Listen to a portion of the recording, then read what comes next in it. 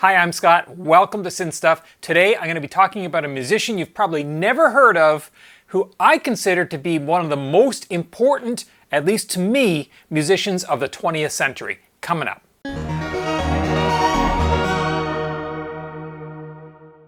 So who is this guy? Harry Hamilton.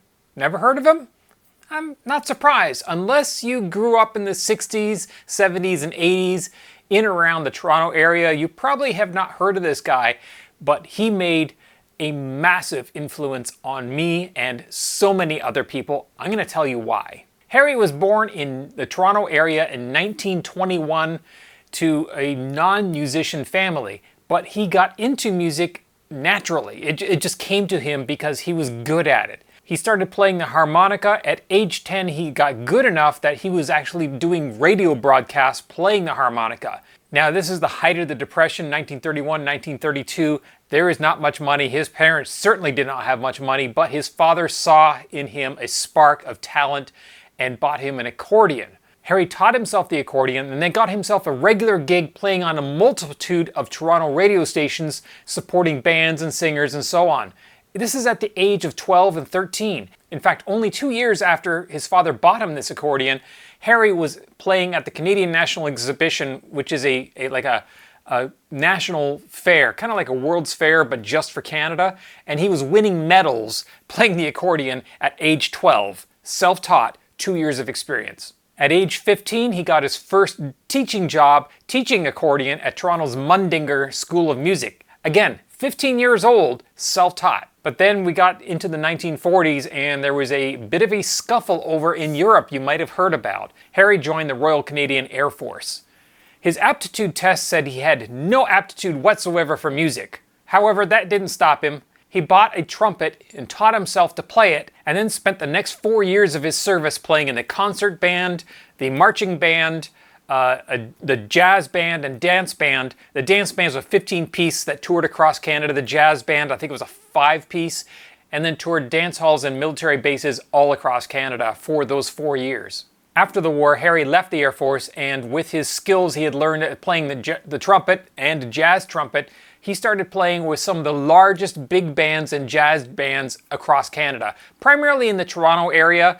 So he got very well known amongst all these bands, and whenever they needed a trumpet player, they would call him. So he played with a number of famous bands and famous musicians, as well as his own band, and he also sang with a number of different vocal groups. This continued on for almost 20 years, and then in 1968, he started teaching at Georgetown District High School, which happens to be the high school that I attended. I grew up there in Georgetown. He never intended to be a music teacher, but kind of just fell into the job and continued, as he taught, to play in bands and orchestras and jazz bands in the various hotels on evenings and weekends. Unfortunately for Harry, in 1977 he was diagnosed with multiple sclerosis. The doctor told him, "You need to stop playing trumpet." But it didn't stop him from teaching. It also didn't stop him from playing trumpet, although he did scale back his professional playing and over time stopped playing trumpet entirely, mainly because he lost his embouchure. And the embouchure is the muscle in your lips here that allow a brass player to do that.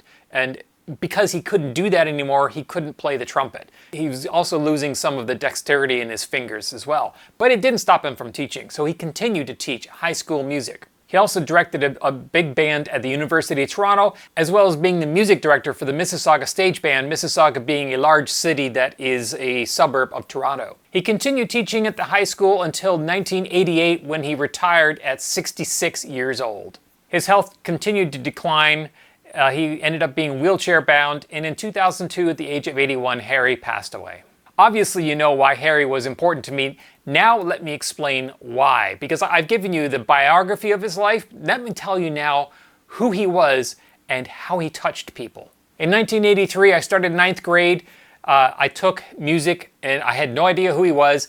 Harry was 63 at that point. I took his music class and I was kind of stymied because this was a teacher that did things very, very differently than any other teacher I had come across before. You knew something was different because he wanted you to call him Harry. In fact, if a student called him Mr. Hamilton, his response was always, "Mr. Hamilton is my father. My name's Harry."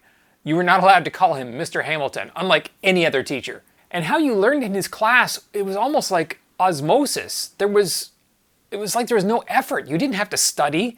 You just played, and somehow you learned. You learned to play your instrument. You learned how to read the music. You learned how to play in a band and understand rhythm and parts and interactions and take direction without him ever actually instructing you.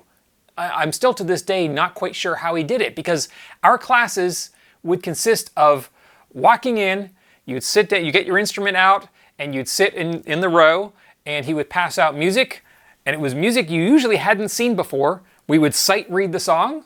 We might stop and go through a few times to get it down, and then we'd hand it back in, and then he'd hand out more music, and then we'd, 2 or 3 songs, and that was our class. That was it. Just sit down, sight read music, hand it back.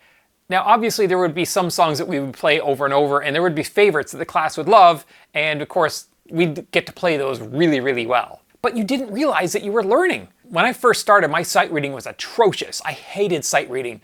And by the end of his class, my sight reading was so much better.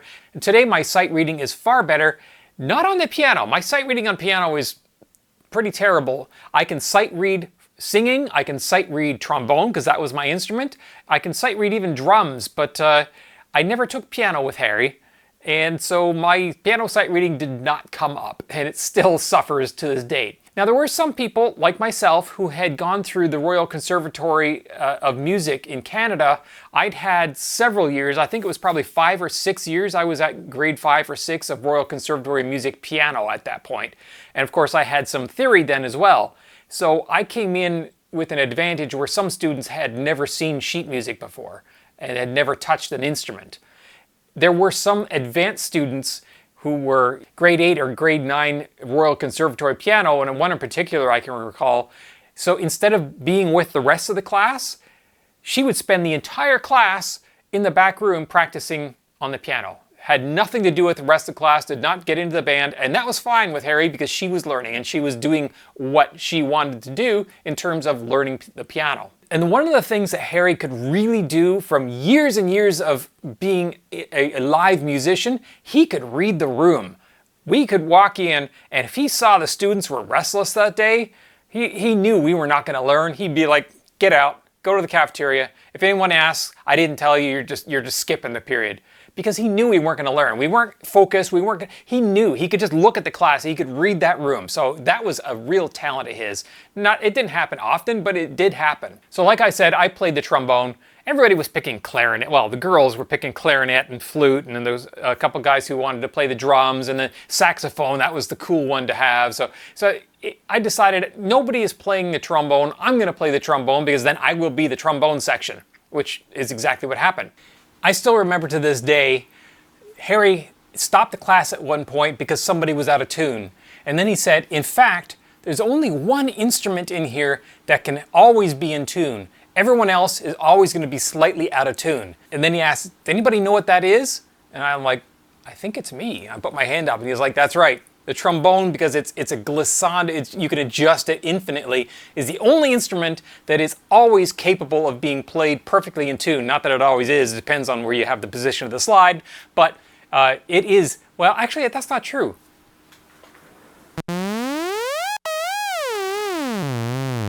I suppose a theremin could also be always played in tune, but for the same reason as the trombone. So yes, I played the trombone. I got very, very good at the trombone, but if you got bored one day and wanted to play something else, that was fine. I decided one day, you know what, those sax players, they think they're pretty cool. I think I'll try to play the sax. So I did. I learned how to play the saxophone. Then I thought, you know what, drums. Drums are cool. I have no experience playing any kind of rhythmic instrument like that. I played the xylophone, I can play the ukulele in school, but let me try the drums. And I actually really liked the drums. I got pretty good at playing the drums. I haven't played the drums in a long time, but I actually was very good. I almost considered switching to drums, but then I went back to trombone. And remember, I had some music background. I had theory, I had harmony, and so one of the things that you experience when you play the trombone is there's a lot of open space. You'll be playing music and you get your music, you open it up and there's a 12-bar rest, and then next down here there's a 24-bar rest. So while the rest of the band is playing music, you're just sitting there twiddling your thumbs waiting for your part. And it was boring. I didn't want to just be sitting there not playing while everybody else was playing. So I would improvise. I knew what key we're playing, I knew what the song, I knew what I could do with to support the melody or maybe be the melody, and I would just start improvising. First I would do it quietly and just try to figure out what I could do, and then I start playing it and just to see if anyone would notice. And without fail, I would be playing my little improv in where I was supposed to be playing a rest. I'd look up at Harry, he'd be looking right at me, and he'd be smiling because he knew what I was doing, and I would smile because I knew that he knew that I knew what I was doing, and he'd just like smile, look down, and that was it. That was the communication. He knew that I was just doing improv off the top of my head. He was a jazz trumpet player. He was totally okay with that, and I loved it. And so I did more improv on that trombone in his class than I've ever done then or since. And of course, in high school, in music class or in any class, there's a curriculum. You're supposed to learn theory and music reading and performance, and there's a very regimented curriculum. This is what you must be taught in music class. And he ignored all of that. He just did his thing his way. He couldn't care less about the curriculum. I remember one year, I think it was probably 11th grade, we walked in one day and he said, I have been told by the powers that be that we must have a test so that we can properly grade, because he would just grade you on your what he perceived to be your effort and improvement and performance. He says, we need to have a test because basically the principal and administration had come down on his head for not following curriculum, and they said that he had to have a test in order to do proper grading. So he gave us a test. He handed out the test, but everyone very quickly realized that the answers to the test were all on the board behind him, and everyone in the class got 100% on that test, and then we never had another test ever again. That was Harry's way of doing things. I also remember when I entered 11th grade, I had signed up for the music class, walked in, and to my horror, it was the other music teacher. They had two music teachers in the school, Harry and another guy whose name I don't remember. And this guy did it by the book. We sat down, he handed out the textbooks, started the first lesson on the board, and everybody's looking at each other who had always had Harry, and we're like, what the hell is this? The next day, I think half the class was gone, they dropped it, and I took the hint and did the same thing the day after that, dropped it, took Harry's class the next semester. So he had a loyal group of students who loved him. Universally, everybody loved him. He was, without a doubt, the best teacher, not just music teacher, but the best teacher I have ever had, and that sentiment is echoed by so many other people. He was just an absolutely beloved guy. And he would just let you get away with stuff because he understood it was learning. One day I walked in and I had this Cheech Chong album, and it had the song Earache My Eye on it. I'm sure you must remember it. You remember that song? So I thought this was the funniest song ever, so I walked into the classroom, put it on the record player, and played it for the class. And of course everybody laughed, they thought it was so funny. And Harry was laughing along with us, and he's like, yeah, that's great, okay, let's sit down and play it.